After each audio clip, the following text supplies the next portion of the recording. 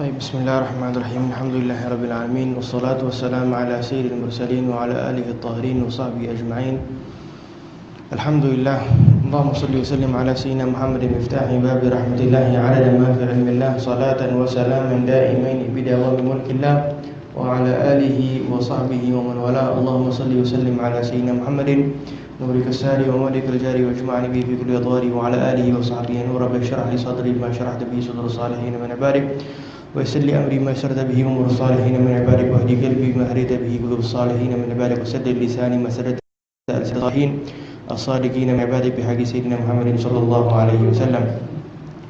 نويت التعلم وتعليم وتذكر وتذكير ونفع والانتفاع والإفادة والاستفادة والحث على التمسك في كتاب الله العزيز وسنة رسوله والدعاء إلى الهدى والدلالة على الخير ابتغاء وجه الله تعالى ورضائه وقربه وثوابه سبحانه وتعالى. الحمد لله, bersyukur kita kepada Allah Subhanahu wa taala yang telah memberikan kita waktu pada malam ini untuk insya-Allah sedikit sebanyak illa bil ilm. Seseorang itu hanya akan dapat mengenal Allah Subhanahu wa taala dengan ilmu. Maka salatnya orang jahil itu, orang yang tidur di dalam keadaan alim lebih afdal daripada orang yang salat di dalam keadaan jahil. Orang yang mempunyai ilmu adalah lebih agung dan lebih mulia daripada orang-orang yang tidak mempunyai ilmu, seperti mana firman Allah Subhanahu wa taala, "Inna amanu minkum walladzina utul ilma darajat." Allah Subhanahu wa taala akan mengangkatkan derajatnya orang-orang yang beriman, tetapi orang-orang yang mempunyai ilmu maka derajatnya lebih tinggi di sisi Allah Subhanahu wa taala. Sehingga disebutkan bahwasanya Ibn Abbas mengatakan darajat ini lebih daripada 700 kali tingginya derajat lebih daripada orang yang beriman. Dan antara satu derajat kepada satu derajat katanya adalah lebih kurang 300 hingga 500 tahun perjalanan.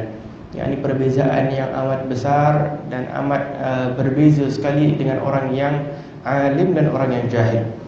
Begitu juga Allah Subhanahu wa taala menyebutkan dalam firman-Nya, adakah sama hal yastawi alladziina ya'lamuuna wal ladziina la ya'lamuun? Adakah sama orang yang mempunyai ilmu dan juga orang yang tidak mempunyai ilmu? Pertanyaan daripada Allah Subhanahu wa taala dan pemberitahuan daripada Allah Subhanahu wa taala yang memberitahukan kita akan perbezaan yang begitu jauh yang akan ada bagi orang yang mempunyai ilmu dengan orang yang tidak mempunyai ilmu. Sesungguhnya segala ilmu yang kita sampaikan, segala amalan yang kita lakukan hasilnya daripada ilmu yang telah kita dengari. Segala ilmu yang telah kita dengari itu lah yang menjadi sebab untuk diberikan semangat oleh Allah Subhanahu wa taala untuk melakukan jenis-jenis amalan ibadah, baik ini adalah ibadah yang fardu ataupun juga ibadah yang sunnah. Maka mahu ataupun tidak perlunya kita untuk mempelajari ilmu agama secara khusus. Dengan itu Nabi SAW memberitahu hukumnya wajib dengan menyebutkan dalam hadis Nabi SAW, talabul ilmi fardhiyatun ala kulli muslimin. Menuntut ilmu agama adalah merupakan wajib bagi seorang muslim dan lembaga yang lain muslim dan juga muslimah. Tetapi di dalam mengetahui ilmu itu sendiri juga perlunya seseorang itu berusaha untuk sampai kepada darajat yang dipanggil ahlul khasyah. Ahlul khasyah seperti mana yang difirmankan Allah Subhanahu wa taala, innama yakhshallaha min ibadihi al-ulama. Orang-orang yang takut kepada Allah Subhanahu wa taala itulah adalah orang-orang yang ulama, orang-orang yang alim. Maka di dalam menuntut ilmu juga perlu berusaha untuk bukan sahaja ingat kepada ilmu, akan tetapi usaha untuk agar hidupnya hati itu dengan ilmu, agar hati itu juga hidup dengan Allah Subhanahu wa taala, hidup dengan mengagungkan Allah, mengagungkan apa yang diagungkan Allah, mengagungkan apa yang diagungkan oleh Nabi Muhammad SAW, dan menjauhkan diri daripada apa yang dilarang oleh Allah Subhanahu wa taala ta'ziman, dalam keadaan mengagungkan apa yang diperintahkan oleh Allah Subhanahu wa taala. Maka barulah keadaan sebegitu akan membawa manfaat kepada orang yang menuntut ilmu, kepada orang yang menuntut ilmu. Tetapi bila hanya menuntut ilmu hanya setakat hafal ataupun mendengar sahaja, maka sudah diberitahu oleh ulama bahwasanya afatul ilmi nisyan. Penyakit kepada ilmu itu adalah lupa. Hari ini kita boleh belajar ilmu, besok kita lupa. Besok kita belajar lagi, lusa kita lupa. Kita hadir kelas ini, besok kita hadir, kita lupa apa yang telah kita pelajari dari kelas ini dan sebagainya. Tetapi ilmu yang akan memberikan manfaat kepada kita adalah bagi seseorang yang berusaha untuk memperbaiki dirinya. Yang seseorang yang usaha untuk memperbaiki dirinya dengan ilmu. Ilmu yang didapati langsung dia usaha niat untuk beramal daripada ilmu tersebut demi untuk mendekatkan dirinya kepada Allah, demi untuk meningkatkan lagi ketakwaannya kepada Allah Subhanahu wa taala. Maka dengan itu kata ulama, belajarilah ilmu yang bermanfaat. Dikatakan ilmu yang bermanfaat adalah ilmu yang menambahkan sifat takutmu kepada Allah Subhanahu wa taala. Nah, yang membuatkan kamu takut kepada Allah Subhanahu, itulah ilmu yang bermanfaat. Ama ilmu yang tidak membuatkan engkau semakin takut kepada Allah, semakin rindu dan cinta kepada Allah, maka ilmu itu adalah kurang manfaatnya. Taib, Al-Imam Al-Ghazali rahimahullahu taala di dalam kitab Bidayatul Hidayah, apa yang telah disampaikan di sini telah pun kita sampai kepada tajuk adab-adab mempersiapkan diri untuk sembahyang. Telah pun bulan yang lalu telah pun kita menceritakan tentang keadaannya seorang manusia, antara orang yang dapat memberikan manfaat ataupun orang yang banyak memberi manfaat, ataupun orang yang tidak mempunyai manfaat di dalam kehidupannya. Taib, itu di dalam kehidupan sehariannya, antara dia memberikan manfaat kepada orang lain, sentiasa memberi manfaat kepada orang lain, ataupun dia adalah orang yang selim ataupun orang yang menjaga dirinya daripada mengganggu orang lain. Itu orang yang di tengah-tengah, ataupun yang lebih teruk daripada hal tersebut adalah orang yang mengganggu orang lain. Mengganggu orang lain, maka ini adalah kategori orang-orang yang dah terkeluar daripada ajaran agama Islam. Seperti kata Nabi SAW, seorang Muslim yang baik itu siapa? Adalah yang dapat menjaga lidahnya dan juga tangannya, itu tubuh badannya, daripada mengganggu orang yang lain. Maka sebagai seorang Muslim, paling kurang dia dapat menjaga dirinya, iaitu lidahnya dan juga perbuatannya, akhlaknya, tidak menyakiti orang yang lain, tidak mengutuk orang yang lain, tidak mengejek orang yang lain, tidak memfitnah orang yang lain, tidak mengganggu jirannya, tidak mengganggu temannya, tidak mengganggu sesiapa pun daripada makhluk Allah Subhanahu wa taala, baik manusia, baik juga makhluk Allah, baik juga hatta binatang, hatta hayawanat, hatta walaupun haiwan, kucing dan sebagainya, anjing dan sebagainya. Dahulu orang-orang salihin dahulu kalau melihat hatta kucing di tengah jalan di sebelah jalan, maka dia akan jalan di tempat yang lain, tidak mahu mengganggu. Kerana Allah Subhanahu wa taala sampai kepada tahap ada setengahnya orang-orang salihin, muamalat mereka yang sudah sampai kepada raqi, muamalat yang tinggi kepada Allah Subhanahu wa taala, sehingga tak sanggup hatta kalau nak pijak kepada binatang-binatang yang kecil, seumpama semut dan sebagainya, kerana muamalat yang begitu tinggi di sisi Allah Subhanahu wa taala. Maka dengan itu, seperti mana kita sebutkan dahulu, bahawasanya agama kita bukan hanya ibadahnya di masjid, bukan hanya ibadahnya di surau, tetapi muamalat sesama manusia itu sendiri adalah sebaik-baik ibadah jika dilakukan dengan benar. Muamalatnya, akhlak kita sesama manusia. Kalau tidak, Nabi SAW tidak akan menyebutkan bu'ithtu liutammima makarimul akhlaq, aku diutuskan untuk menyempurnakan akhlak manusia.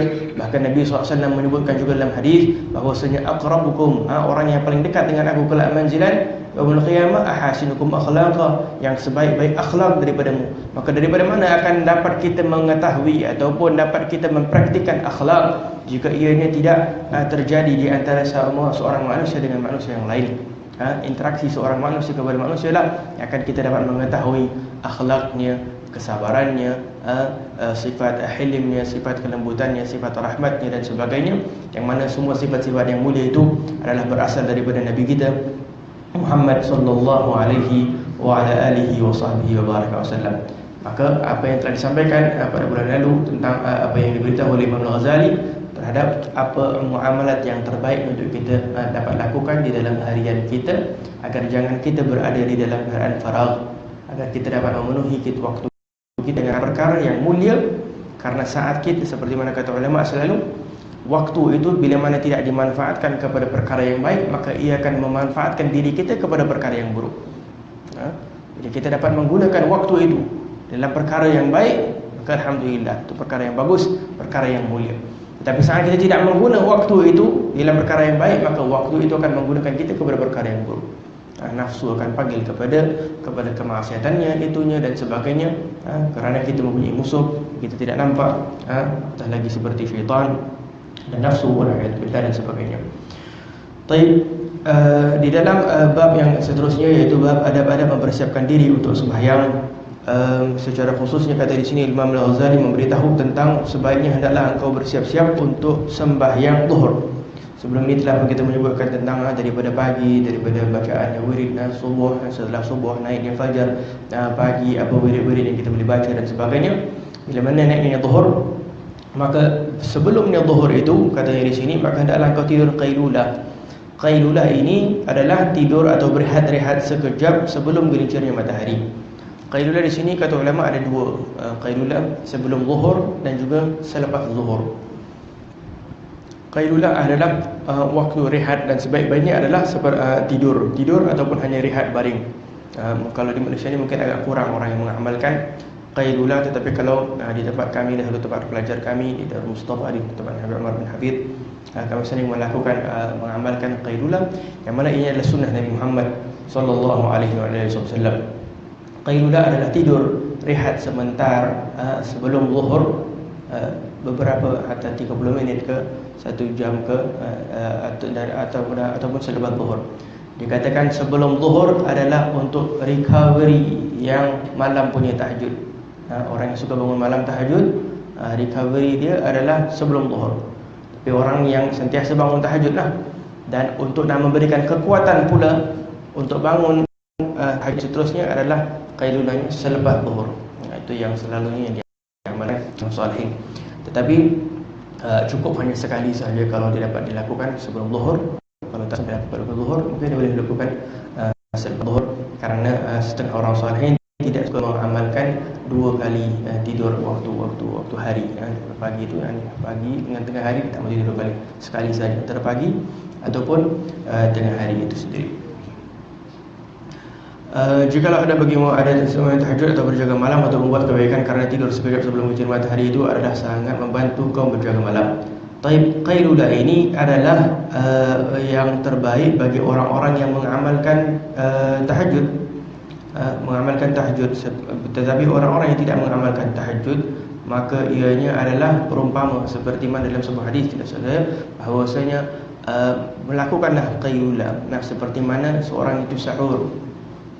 Orang yang nak berpuasa itu dia akan kuat bila mana dia bangun sahur, dia makan sahur, makan sahur maka dia dapat kuat. Maka berikanlah kekuatan untuk bangun tahajudmu itu dengan qailulah, Maka dengan itu disebutkan bahawasanya tidak silap saya, Sayyidina Hasan melihat bahawasanya adanya orang-orang di pasar yang banyak yang tidak mengamalkan akan tahajud dan sebagainya. Maka yang pelik baginya beliau menyebutkan bahawasanya adakah mereka itu tidak qailulah, yakni tidak tidur, tidak ada waktu rehat qailulah, sehingga mereka tidak mengagungkan atau mengambil berat untuk bangun pada waktu tahajud. Dan ini adalah fitrah manusia. Manusia itu Allah Subhanahu Wa Taala menciptakan di dalam keadaan yang lemah, yang mana kita perlu rehat. Atas ulama menyebutkan minimum untuk seseorang itu tidur dalam satu hari, agar mendapat kesihatan adalah 6 hingga 8 jam. 6 hingga 8 jam. Kalau kurang daripada waktu tersebut, takutnya akan memberikan efek yang tidak baik kepada kesihatannya. Tetapi kalau kita paksakan diri, maka ianya adalah perkara yang memudaratkan kepada diri kita, sehingga akhirnya kita mungkin tidak dapat beribadah. Sedangkan ibadah kita itu la yukallifullahu nafsan illa wus'aha. Allah tidak akan memaksa sesuatu lebih beban kepada kita apa yang kita tidak mampu untuk memikulnya. Maka dengan itu segala sesuatu ibadah itu Allah menjadikan adanya sebab untuk kita dapat kuatkan diri di dalam ibadah. Seperti makan dan minum Allah berikan kepada kita dengan niat adalah sentiasa untuk memberikan kekuatan untuk ibadah. Begitu juga tidurnya kita adalah dengan niat agar Allah Subhanahu Wa Taala memberikan kita tenaga untuk dapat meneruskan ibadah-ibadah kita. Maka kalau kita paksa diri tak mau tidur satu malam, akhirnya mungkin sakit setelah 5 tahun, katakan setelah 3 tahun, maka tiada manfaat. Ataupun kita paksa diri, akhirnya kita tak perkara-perkara yang fardu kita tak dapat lakukan, hanya kerana kita nak mengagungkan sunnah, akhirnya tinggal perkara yang fardu. Ini juga bahagian daripada kejahilan seseorang. Dia nak bangun dia pada malam, dia tak mau tidur, dia ibadah terus, zikir, dia baca Quran dan sebagainya. Tapi sebagian suara dia pukul 5:30 tetap dia terus tidur. Tak apalah, kita cakap nak rehat sekejap saja. Alhasil dia terus tidur, subuh dia tinggal, matahari dah naik. Maka apa manfaat daripada ibadah daripada malam sampai pagi? Tiada manfaat. Karena perkara yang fardu itu lebih agung jauh dan lebih penting jauh daripada perkara-perkara yang sunnah yang diamalkan oleh seseorang itu. Maka dengan itu dalam hadis Nabi SAW disebutkan tiada sesuatu perkara yang dapat mendekatkan diri seseorang kepada Allah lebih dicintai oleh Allah seperti mana apa yang telah aku fardukan. Apa yang aku telah fardukan itu perkara yang paling dicintai oleh Allah Subhanahu wa taala. Yang tidak masuk daripada pintu yang difardukan oleh Allah Subhanahu wa taala, maka tiada manfaat daripada mengamalkan amalan-amalan yang sunnah yang berlebihan sehingga perkara-perkara yang fardu ditinggalkan ataupun diremehkan. Setelah itu baru kata Allah Subhanahu wa taala hadis qudsi bahawa selepas dia dapat mengamalkan perkara-perkara fardu, dia semakin mendekatkan dirinya kepada aku dengan perkara-perkara yang disunahkan. Sunnah-sunnah Nabi Muhammad sallallahu alaihi wasallam setelah daripada memperbaiki ataupun mengagungkan melakukan perkara-perkara yang fardu. Begitu juga disebutkan bahawasanya perkara-perkara yang fardu tidak hanya semesti salat fardu. Perkara-perkara fardu banyak juga seperti puasa Ramadan, perkara yang fardu, keluarkan zakat, perkara yang fardu, birrul walidain, berbakti kepada kedua ibu bapa adalah fardu, menjaga silaturahim sesama adik-beradik kita adalah fardu. Tidak ada manfaat kalau sesama adik-beradik kita bergaduh. Kita benci adik kita benci kakak kita tak mau, hubungan kita tak baik dengan ayah kita, tapi kita duk bangun solat tahajud, kita bangun, kita semayang solat fardu, tiada manfaat. Tiada manfaat daripada ibadah kita sehingga kita memperbaiki akan hubungan kita, silaturahim kita sesama keluarga kita itu sendiri. Kerana dalam firman Allah Subhanahu wa taala, Allah menyebutkan sesungguhnya Allah melaknati orang-orang yang memutuskan silaturahim. Ini dilaknat oleh Allah. Orang yang dilaknat oleh Allah Subhanahu wa taala ada kabul lagi ibadah. Sudah tentu tidak yang kabul oleh Allah Subhanahu wa taala ibadah orang-orang yang telah pun dilaknat oleh Allah Subhanahu wa taala. Dan apabila engkau mendengar panggilan azan zuhur, maka engkau jawab perkataan muadzin seperti mana yang telah diterangkan sebelum ini. Taib. Jadi waktu pagi itu daripada lepas subuh telah kita terangkan pada bulan-bulan yang lalu, mungkin dia boleh membizikan dirinya dengan ibadah ataupun dengan zikir ataupun dengan menuntut ilmu ataupun dengan bekerja ataupun dengan berniaga. Setelah itu sebelum zuhur dia rehat sekejap kalau boleh untuk melakukan qailulah.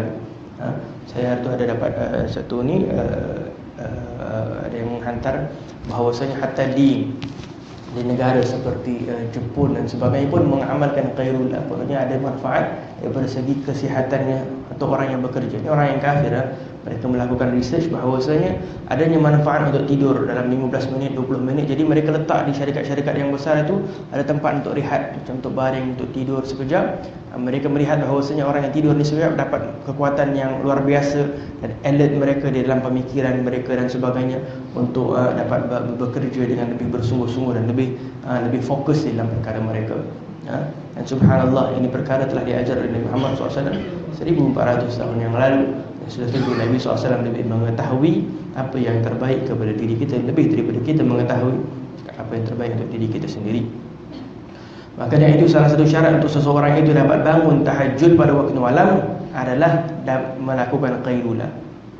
Tetapi yang tidur qailulah tetapi dia tak bangun tahajud, ini tak ada manfaat. Dia seperti orang yang bangun sahur, kata Imam Ghazali di sini, dia bangun sahur, dia makan, tapi tu dia tak puasa. Dia tak puasa pun. Jadi tak ada manfaat daripada qailulah dia. Setengah orang yang malas dia suka tidur juga begitu. Tidur ke pagi ke tengah hari ke. Tetapi tak ada pun dia tahajud, tak ada pun dia qailulah dan sebagainya. Bahkan hakikatnya adalah dia hanya membuang waktunya sahaja, kerana waktu seseorang itu adalah umur yang telah diberikan oleh Allah Subhanahu wa taala. Maka kalau dia ada amalkan qailulah, maka qailulah sebentar, setengah jam ataupun satu jam. Setelah itu dia bersiap sedia untuk bangun zuhur, untuk solat zuhur. Baik sebelum zuhur dia dah bangunlah dalam setengah jam sebelum zuhur ataupun 40 minit sebelum zuhur untuk dia bersiap sedia menuju ke masjid, menuju ke rumah Allah Subhanahu wa taala ataupun menuju ke surau, tempat-tempat yang beribadah demi untuk mengagungkan Allah Subhanahu wa taala. Perjalanan kita setiap kali kita pergi daripada masjid, daripada rumah kepada masjid, ini adalah ibadah yang begitu agung. Dalam hadis Nabi SAW disebutkan barang siapa yang berwudu di rumahnya, maka dia memperbaiki wudunya dengan betul. Setelah itu dia keluar daripada rumahnya pergi ke masjid, maka sesungguhnya setiap langkahnya itu diangkatkan derajat oleh Allah Subhanahu wa taala. Satu langkah diangkat derajat, satu lagi dihapuskan oleh Allah Subhanahu wa taala dosa-dosanya. Setiap langkahnya dia datang ke masjid dan sebagainya. Kerana itu orang saleh ini dahulu mereka bangun awal usaha mencari masjid-masjid yang jauh. Kalau dahulu mereka selalu untuk mendapat pahala yang lebih. Ulama sekarang menyebutkan bahawasanya hatta kalau katakan pakai kenderaan pun tak semestinya jalan kaki, hatta pakai kereta dia nak pergi tempat jauh. Kerana di situ adanya badal, adanya apa kita sebut al-badal adalah adanya sanggupnya kita mengeluarkan waktu kita, sanggupnya kita, kesanggupannya kita untuk mengeluarkan waktu kita, keuangan kita di jalan Allah Subhanahu Wa Taala. Penatnya kita pergi isi petrol dan sebagainya, ekstra ringgit dan sebagainya, itu semua pahala di sisi Allah Subhanahu Wa Taala yang akan diberikan oleh Allah Subhanahu Wa Taala. Apabila dia telah sampai di masjid, di rumah Allah Subhanahu Wa Taala, sebaik-baiknya biasakan diri untuk sampai di rumah Allah sebelum azan. Sebelum azan, karena azan ibarat panggilan daripada Allah. Ibarat panggilan daripada Allah Subhanahu Wa Taala bagi orang-orang yang benar-benar mengagungkan Allah, mengagungkan panggilan Allah, maka dia dah duduk di depan dalam rumah Allah sebelum dipanggil. Kalau kita pergi travel ni, naik kapal terbang ni, orang yang malas ni, orang yang tak benar di dalam travel ni, maka dia tunggu sampai nanti orang dekat airport beritahu, siapa punya nama fulan-fulan, ni kapal terbang dah nak jalan. Ni orang yang last.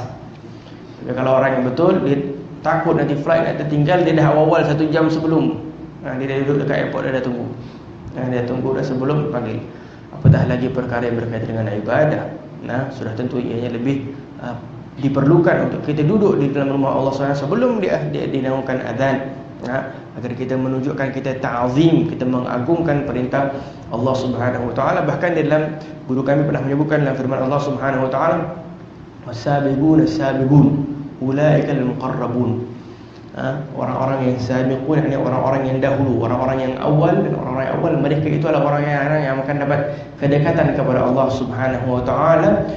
Kata guru kami, adanya kelak di akhirah yang dipanggil golongan ahlus sabq. Ahlus sabq ini mereka akan masuk ke syurga Allah tanpa hisab. Siapakah mereka? Adalah orang-orang yang datang ke masjid sebelum azan. Sebelum azan mereka dah ada di masjid. Mereka ini adalah ahlus sabq, orang-orang yang setiap sebelum solat dia dah ada dekat masjid dah. Dia mengagungkan Allah Subhanahu Wa Taala.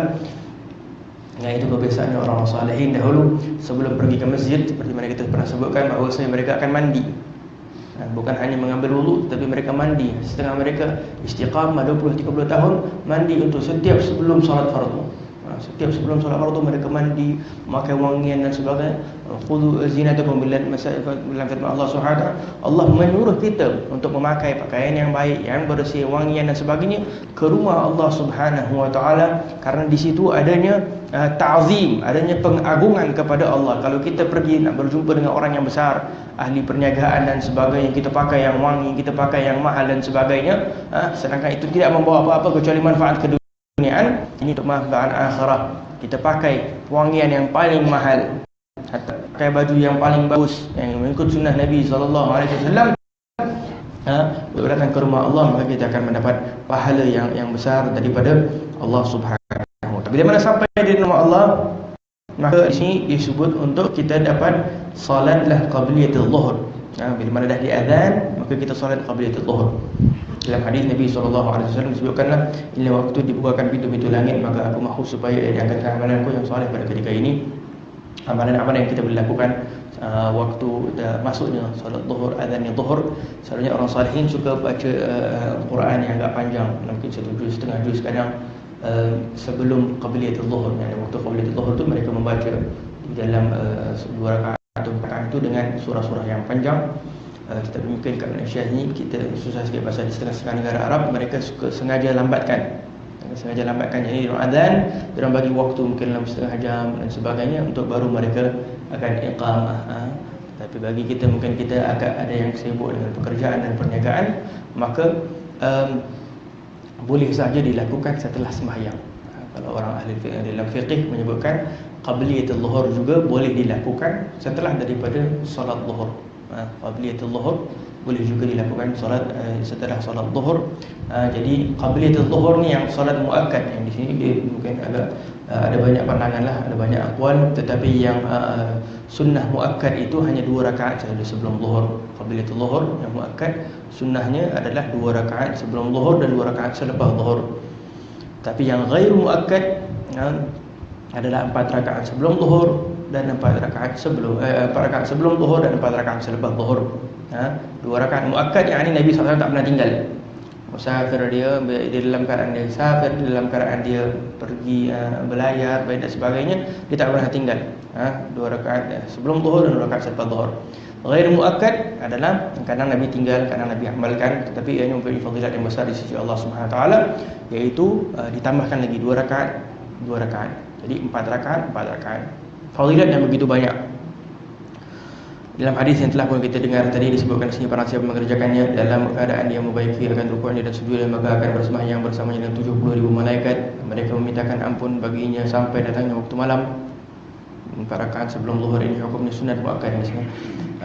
Dan dalam sama hadis Nabi SAW yang lain juga disebutkan bahawasanya Allah tidak akan menyeksakan seseorang hamba yang salat, yang telah bersolat, ini api badannya tidak akan kena api neraka.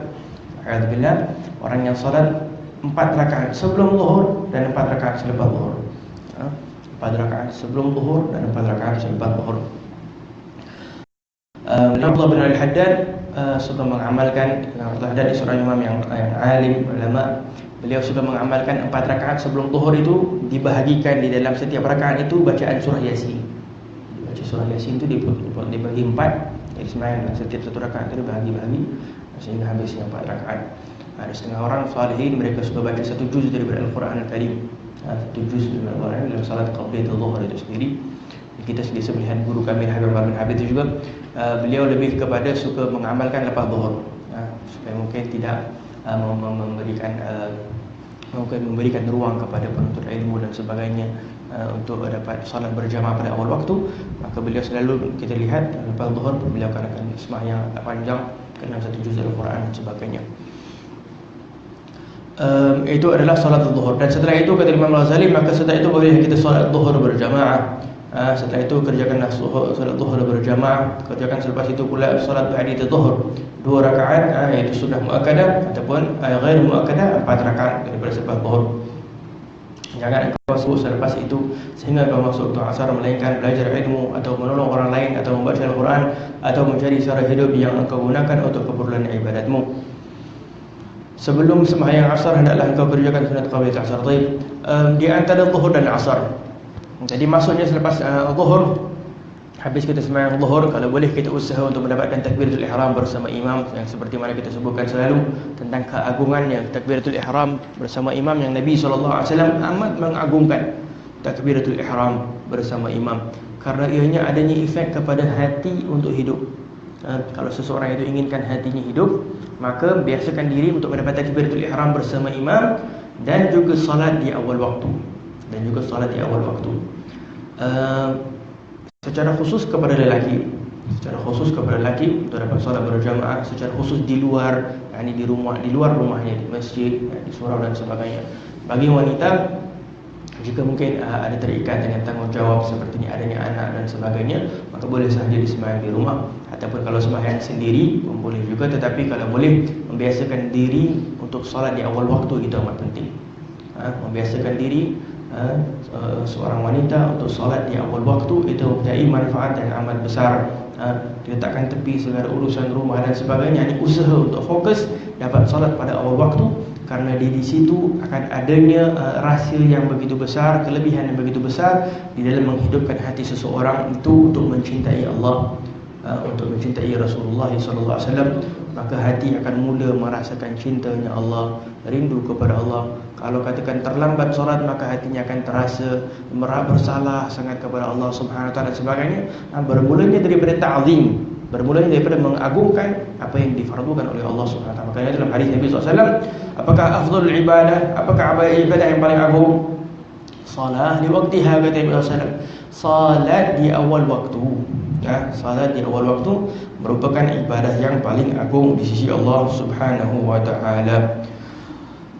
Di dalam salat juga, sebelum kita salat, daripada salat zuhur dan sebagainya, pertama kita menyebutkan bahawasanya seperti mana dalam tajuk ini menyebutkan adab-adab mempersiapkan diri. Daripada segi adab-adab juga pentingnya kita untuk sentiasa menjaga wudu. Menjaga wudu, yang pernah kita sebutkan sebelum ini, bahawasanya barang siapa yang inginkan khusyuk di dalam salatnya, maka perlunya juga dia khusyuk di dalam wudunya. Orang salihin menganggapkan akan wudu itu adalah ibadah. Wudu itu adalah ibadah. Maka telah pun kita baca sebelum ini, Imam Ghazali menyebutkan akan doa-doa yang boleh dibaca saat tengah mengambil wudu, saat basuh muka, saat basuh tangan, saat basuh kaki, diamalkan. Maka ada setengah orang salihin, mereka mengambil wudu setengah jam. Kita ini mengambil wudu tutup macam tu saja. Tapi orang salihin dahulu mereka mengambil wudu kadang setengah jam, kadang 1 jam dan sebagainya. Karena dalam hadis Nabi SAW disebutkan, man tawadda'a fa ahsana al-wudu kharajat khatayah min jasadihi hatta takhruja min adfarih. Riwayat Imam Muslim. Nabi SAW menyebutkan, barang siapa yang mengambil wudu, dia mengambil wudu dengan sempurna, dengan baik, memperbaiki wudunya dengan betul, maka kharajat khatayah, akan keluar dosa-dosanya daripada jasadnya. Basuhnya wajahnya, kata ulama, apa yang dibasuh daripada matanya, mata yang pernah melihat kemaksiatan dan sebagainya keluar. Pendengarannya, telinga, telinga itu sunnah dibasuhkan, telinga juga pendengaran yang haram dan sebagainya pernah kita dengar keluar. Lidah kita saat kita berkumur, masukkan air itu, kita niat bahawasanya itu juga ibadah. Jangan hanya masukkan buang, tak. Niat bahawasanya Allah tengah nak membersihkan lidah kita ni daripada kemaksiatan. Dan itu orang salihin dahulu mereka niat kalau mengambil wudu, yakni tajdid taubah, memperbaharui taubat mereka kepada Allah Subhanahu dengan mengambil wudu. Taubat mereka terhadap mata mereka, taubat mereka terhadap lidah mereka, taubat mereka terhadap tangan mereka, kaki mereka yang melakukan perkara yang haram. Setiap kali mereka mengambil wudu, mereka niat untuk bertaubat kepada Allah. Maka orang yang bertaubat, beribadah itu takkan nak ambil cepat-cepat, jalan. Siku pun takkan yang betul. Kaki pun tak sampai pukul lali, takkan yang betul. Bila wudu tidak sah, maka salat pun tidak sah. Wudu tidak sah, maka salat pun tidak sah. Makanya itu dalam hadis Nabi SAW yang diriwayatkan Imam Muslim ini, Nabi SAW menyebutkan, man tawadda'a, barang siapa yang mengambil wudu, fa ahsana wudu, dia mengambil wudu dengan sempurna, yang diperbaiki wudunya, dia mengambil wudu dengan betul, dengan betul-betul dan khusyuk dan sebagainya, maka akan keluar dah dosa daripada jasadi hatta takhruja min adfarihi, sehingga keluar daripada celah-celah kukunya ini keluar. Jadi orang salihin dahulu, kata Nabi SAW, pernah nampak wudu-wudu, nampak satu kalau dalam Islam, dalam lagi disebutkan air yang dikeluarkan oleh wudu, setelah dipakai wudu tak boleh pakai lagi dah untuk wudu. Air itu dipanggil air musta'mal. Sedangkan air itu kadang bersih juga kita nampak. Tapi musta'mal kerana apa? Kata ulama secara khususnya kerana ini air yang dosa-dosa dan keluar. Tetapi lain airnya kalau airnya daripada Nabi Muhammad SAW, yang mana para sahabat Nabi SAW dahulu saling mengejar untuk mengambil keberkatan yang Nabi SAW daripada wudu'nya Nabi. Jadi Nabi SAW mengambil wudu, tumpahnya air-air daripada wajahnya. Sahabat yang kita tilun, tadi dalam riwayat disebutkan, seperti seolah-olah nak bergaduh ni, macam nak membunuh satu sama lain, usaha berkejar untuk nak mengambil berkatnya wudu Nabi Muhammad, sapu di wajahnya, sapu di tangannya, untuk mengambil keberkatannya Nabi Muhammad sallallahu alaihi wa ala alihi wa sahbihi wa baraka wasallam. Maka dengan itu wudu penting sebelum kita pergi, dan sebaik-baiknya dalam hadis Nabi SAW adalah ambil wudu di rumah sebelum datang ke masjid. Itu orang yang malas soalnya dia ambil wudu dan sampai masjid baru dia nak ambil wudu. Entah dalam keadaan tak bersih, dalam keadaan ini adalah orang-orang yang kurangnya adab kepada Allah Subhanahu wa taala. Kalau benar dia nak menjaga adabnya kepada Allah, maka perlunya dia menta'zim untuk nak berjumpa kepada Allah Subhanahu wa taala sebelum dia datang kepada rumah Allah Subhanahu wa taala. Maka dengan itu wudunya kena betul, dan setelah itu bila mana disampaikan dalam rumah Allah, dia melakukan seperti apa yang kita sebutkan tadi, daripada qabliyatul zuhur dan sebagainya, waktu zuhur. Dan setelah daripada waktu zuhur itu solat fardhu zuhur, dan dilakukan daripada solat ba'datul zuhur. Dan setelah ba'datul zuhur itu sibukkanlah diri di sini antara belajar ilmu ataupun menolong orang lain, ataupun membaca Al-Quran Al-Karim, ataupun juga bekerja ataupun berniaga, bagi siapa yang bekerja, bekerja. Bagi siapa yang berniaga dengan niat untuk mencari rezeki yang halal, untuk memberikan nafkah kepada keluarganya, kepada dirinya, untuk memberikan kekuatan untuk beribadah kepada Allah Subhanahu wa taala. Pentingnya bagi orang-orang yang bekerja, orang-orang yang berniaga untuk mengagungkan salat lebih daripada pekerjaannya. Ini zaman sekarang yang banyak terjadi pada umat zaman ini adalah mereka mengedepankan pekerjaannya, perniagaannya melebihi daripada apa yang telah difardukan oleh Allah Subhanahu wa taala. Memang dibolehkan untuk kita lambatkan solat dan sebagainya, tetapi untuk mentarbiyahkan diri kita, mengagungkan Allah Subhanahu wa taala, kerana keduniaan ini, sifat keduniaan ini adalah perkara yang dapat menarik kita kepada kehancuran. Kecintaan kepada dunia dan sebagainya itu mudah sekali orang-orang yang akan terjatuh di dalam kecintaan kepada dunia, wala'iyadzubillah, yang mana kecintaan kepada dunia ini akan menyebabkan kita lama-kelamaan berat untuk nak melakukan jenis-jenis ibadah. Bahkan boleh jadi hatta kita akan melakukan kemaksiatan, bahkan boleh jadi hatta membawa kita kepada kekufuran, wala'iyadzubillah. Itu Nabi SAW amat takut. Kata Nabi SAW dalam sebuah hadis, tidaklah aku takut banyak perkara kecuali kecintaan kepada dunia. Yufattahu abwaab dunia, terbukanya pintu dunia, maka masing-masing berebut tamak untuk nak mencari keduniaan ini. Itu akan menghancurkan kamu seperti telah menghancurkan kaum-kaum sebelumnya kamu, kata Nabi SAW. Maka boleh kita memiliki harta, boleh kita berniaga, boleh kita bekerja, tetapi saat kita ta'zim, mengagungkan salat di awal waktu, insya-Allah hati kita akan terjaga dan terlindung daripada kecintaan kepada dunia. Itu tanda dia. Itu kesihatan hati kita. Kalau nak jaga hati, nak ada kekayaan tak apa, nak ada harta tak apa, nak bekerja tak apa, nak berniaga tak apa, tetapi saat kita dapat istiqamah mengagungkan salat fardu di awal waktu, insya-Allah akan sukar kecintaan dunia nak masuk ke dalam hati kita. Akan dikuasai hati itu dengan kecintaan kepada Allah dan kecintaan kepada Nabi Muhammad sallallahu alaihi wasallam, secara khusus yang mengambil berat untuk salat berjamaah dan mengambil berat takbiratul ihram bersama imam. Di dalam takbiratul ihram bersama imam dan salat berjamaah dan salat di awal waktu itu mempunyai rahsia dan kelebihan amat besar. Sehingga kata guru kami bahawasanya barang siapa yang mengambil berat hanya salat fardu saja, untuk dia salat berjamaah sembahyang awal waktu, lepas tu seolah-olah dia telah memenuhkan dunia ini, bumi dan juga langit dengan ibadah. Salat fardu berjamaah saja, belum salat-salat sunnah yang lain lagi. Maka dengan itu salat yang fardu inilah paling penting. Salat fardu di awal waktu, dan setelah itu bekerja, sambung pekerjaannya, nak sambung perniagaan dan sebagainya. Banyak di office-office yang kita lihat, yang saya pernah lihat bahawasanya mereka suka lambat-lambatkan. Tak apa, dia tengok jam, Zuhur masuk pukul 3, pukul 4, 5, 10 minit baru dia keluar cepat-cepat pergi surau, ambil wudu, semayang agak patok ayam, sekejap saja, lepas tu masuk ke pekerjaan. Bagaimana dia nak sebagai seorang yang bertakwa? Maka dengan itu hati mudah untuk ditarik melakukan kemaksiatan.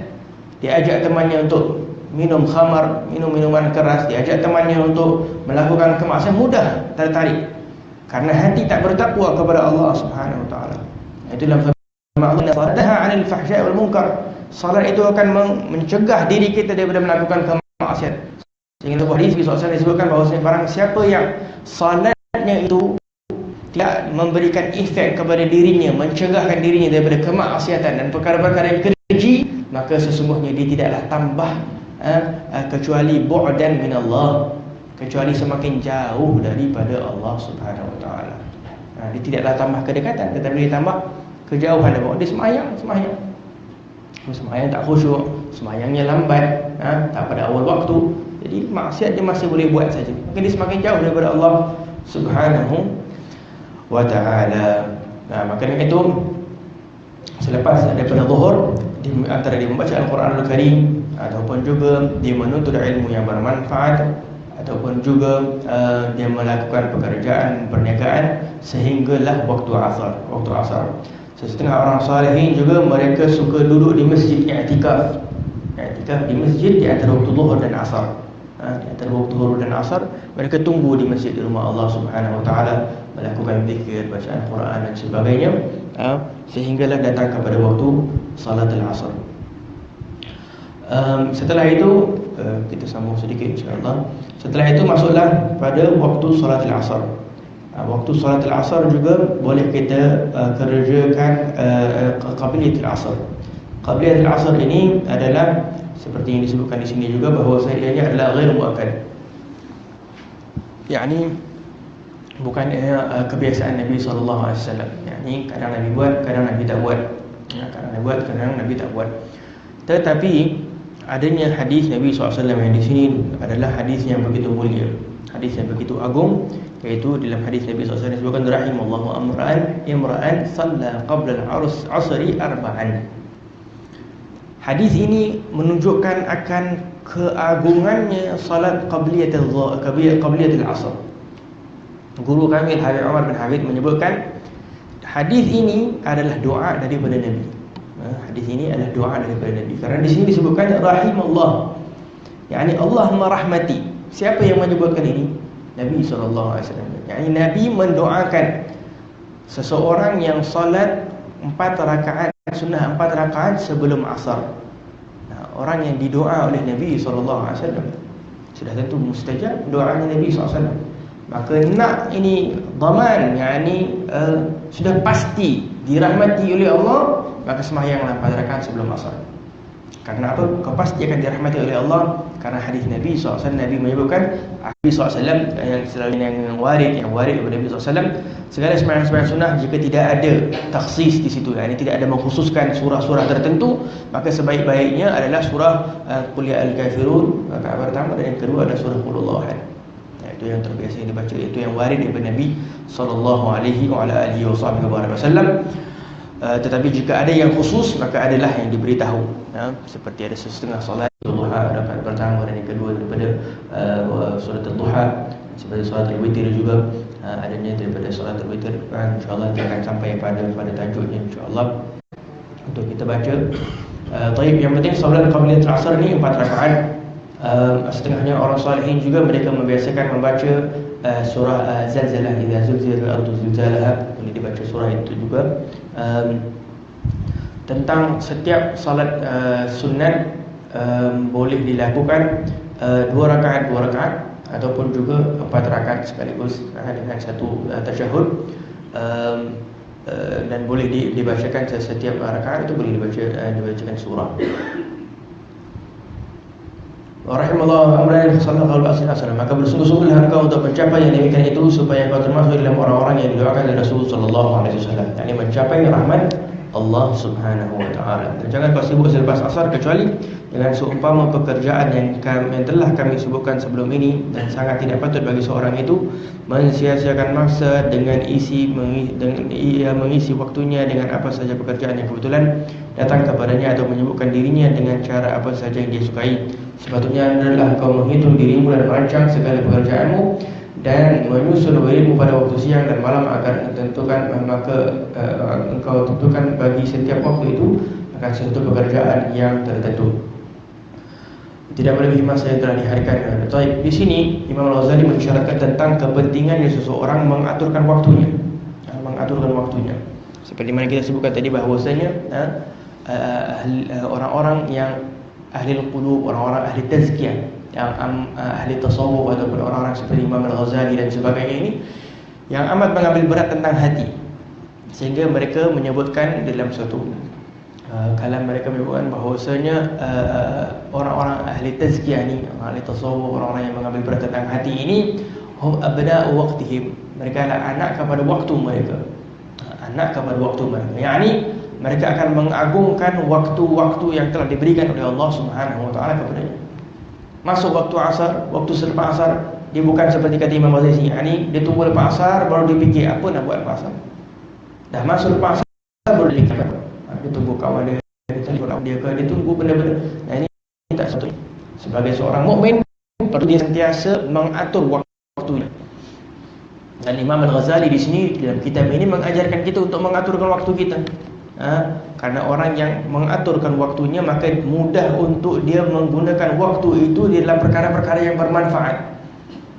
Tetapi orang yang tidak mengaturkan waktunya dalam perkara yang bermanfaat, maka nafsunya, syaitannya akan mengaturkan dia dengan perkara-perkara yang tidak bermanfaat, seperti mana hadis Nabi SAW, al-faragh mafsadah. Kekosongan itu, duduk kosong tak buat apa-apa adalah mafsadah, perkara yang fasad, perkara yang buruk, yang boleh menyebabkan kita tiba-tiba melakukan kemaksiatan, melakukan perkara-perkara yang tidak diridai oleh Allah Subhanahu wa taala. Hasil daripada apa?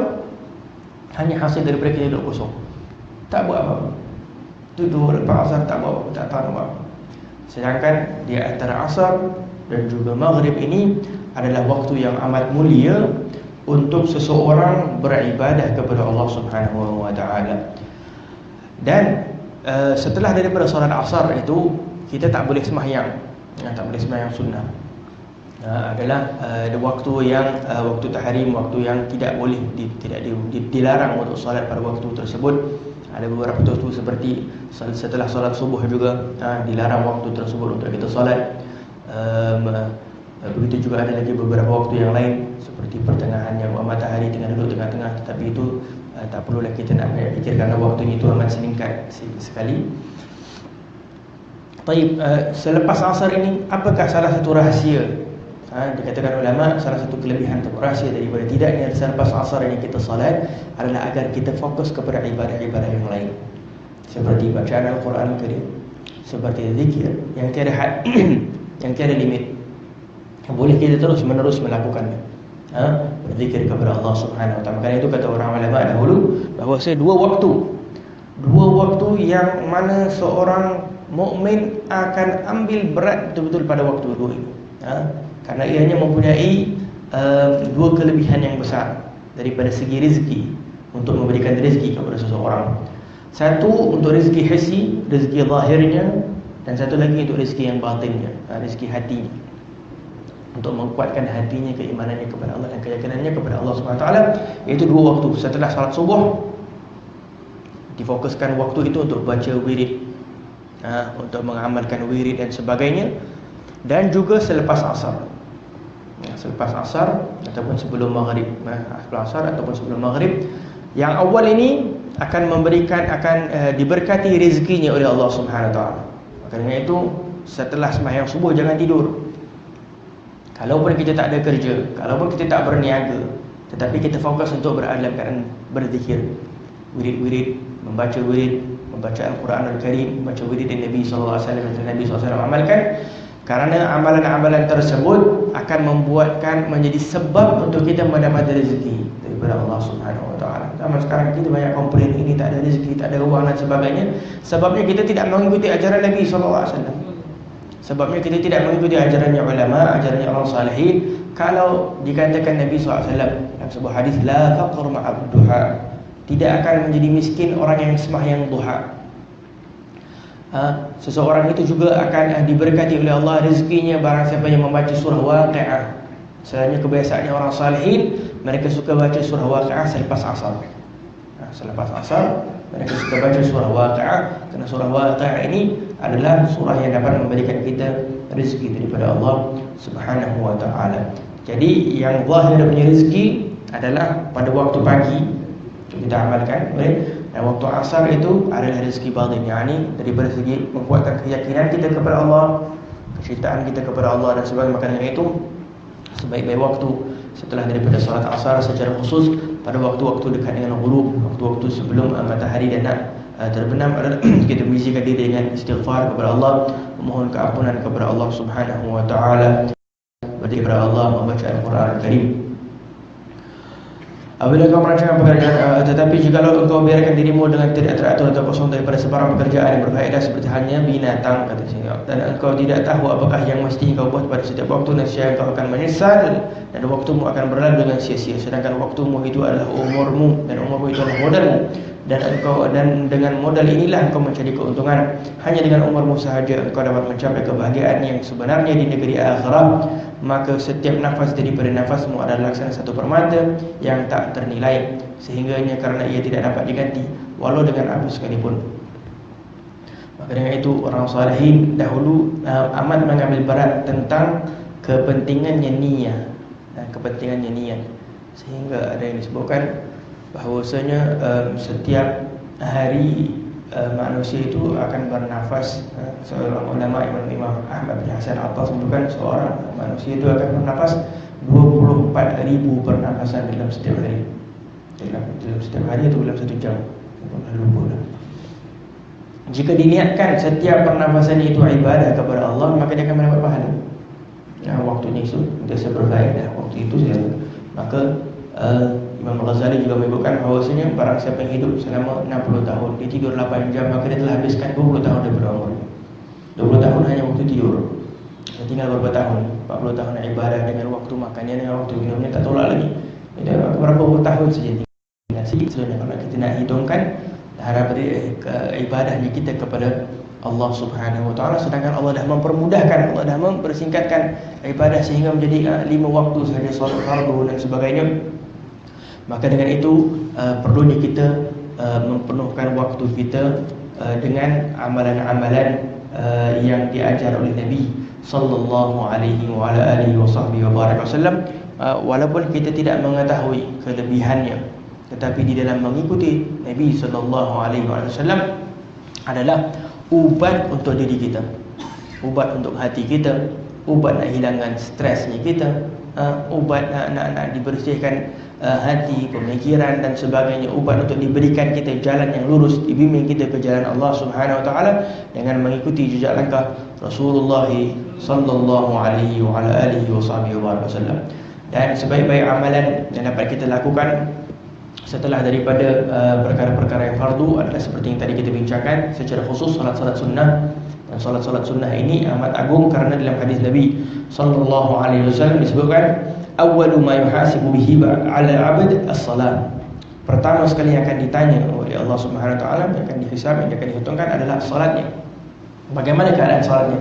Fa in wajada salatuhu kamilah katabat lahu kamilah. Bila melihat salatnya itu sempurna, maka akan dituliskan salatnya itu sempurna.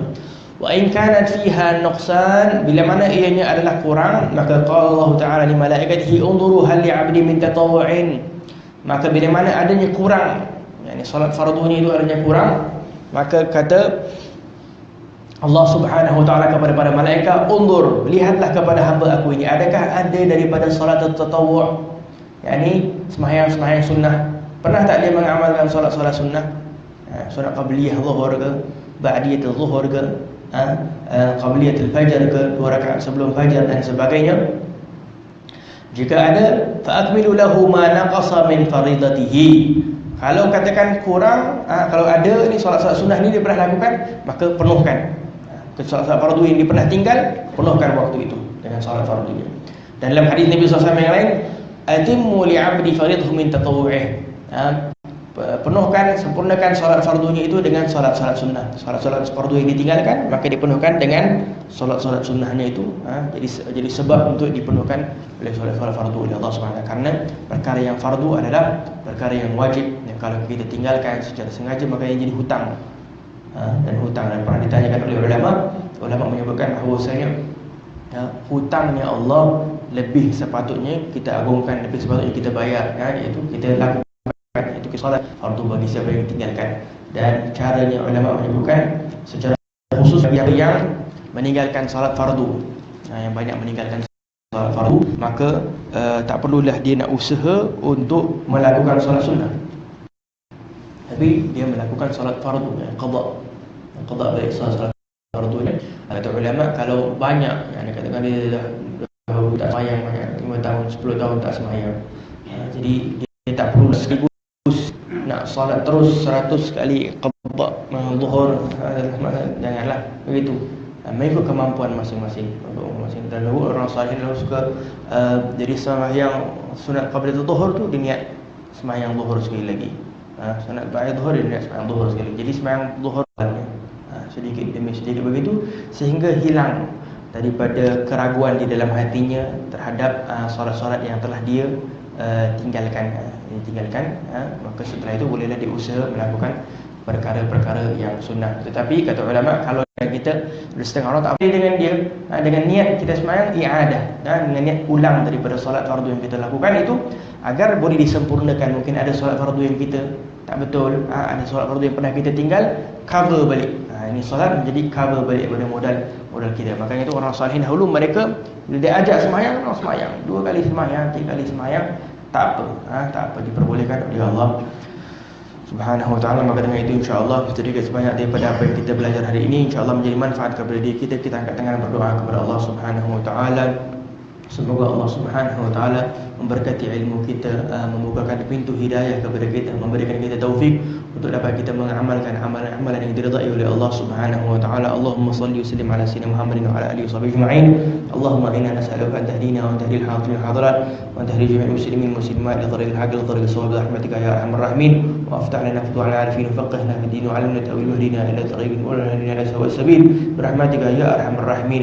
Allahumma ya muwaffiq ahli al-khair wa a'anahum عليه وفقنا لكل خير وأعنا عليه برحمتك يا أرحم الراحمين. اللهم طهر قلوبنا ونور قلوبنا ونور عقولنا واجعلنا من أهل الصدق معك يا كريم واجعلنا من أهل الإخلاص معك يا كريم واجعلنا من المقربين والمحبوبين عندك يا حي يا قيوم. يا الله أحيي قلوبنا ما أحييت قلوب الصالحين من عبادك واهدينا واهديهم يا الله ووفقنا لنقوم في آخر الليل لصلاة التهجد لصلاة المكتوبة ولصلاة السنن برحمتك يا أرحم الراحمين يا راحم المساكين يا حي يا قيوم.